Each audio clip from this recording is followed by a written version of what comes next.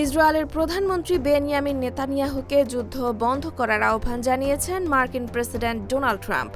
মার্কিন সংবাদ মাধ্যম এক্সিওসের প্রতিবেদনে বলা হয়েছে, গত সপ্তাহে ফোনালাপে ট্রাম্প নেতানিয়াহুকে জানান যে ইরানের সঙ্গে আলোচনা ইতিবাচকভাবে এগোচ্ছে এবং খুব শিগগিরই একটি সমঝোতা চুক্তি হতে পারে।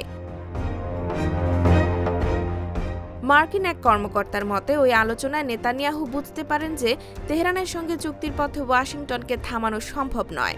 একই সময়ে যুক্তরাষ্ট্র ও ইরানের মধ্যে চলমান আলোচনা উল্লেখযোগ্য অগ্রগতি অর্জন করেছে বলে বিভিন্ন আন্তর্জাতিক গণমাধ্যম জানিয়েছে। দ্য ওয়াল স্ট্রিট জার্নালের খবরে বলা হয়েছে, মার্কিন ভাইস প্রেসিডেন্ট জেডি ভ্যান্স সম্ভাব্য সমঝোতা স্মারক সইয়ের লক্ষ্যে জেনেভা সফরে যেতে পারেন। তবে নিষেধাজ্ঞা শিথিলের বিষয়টি নির্ভর করবে ইরানের পারমাণবিক কর্মসূচি সংক্রান্ত নির্দিষ্ট শর্ত পূরণের ওপর। সমঝোতা স্মারক স্বাক্ষরের পরেও যেসব কারিগরি বিষয় বাকি থাকবে সেগুলো নিয়ে পাকিস্তানের ইসলামাবাদে আরও আলোচনা হতে পারে বলে জানা গেছে। IBTV USA, new York.